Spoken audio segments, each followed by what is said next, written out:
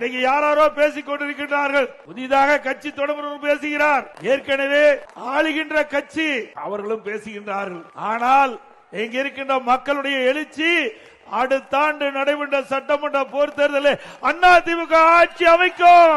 அதிமுக கூட்டணி அதிக இடங்களில் வெற்றி பெற்று தனி பெரும்பான்மையோடு அதிமுக ஆட்சி அமைக்கும். ஆக அடுத்த ஆண்டு நடைபெறுகின்ற சட்டமன்ற பொது தேர்தலில் அதிமுக கூட்டணி 210 இடங்களிலே வெல்லும். திராவிட முன்னேற்ற கழகம் ஆட்சிக்கு வந்தவுடன் ஒரு குவிண்டாலுக்கு 2500 ரூபாய் நெல்லுக்கு விலை கொடுப்பதா சொல்றாங்க. ஒரு குவிண்டால் நெல்லுக்கு 2500 ரூபாய் ஆதார விலை கொடுப்பதா சொன்னாங்க. இதுவரைக்கும் கொடுக்கல. ஒரு டன் கரும்புக்கு ஆதார விலை 4000 ரூபாய் கொடுப்பதா சொன்னாங்க. கொடுத்தாங்களா?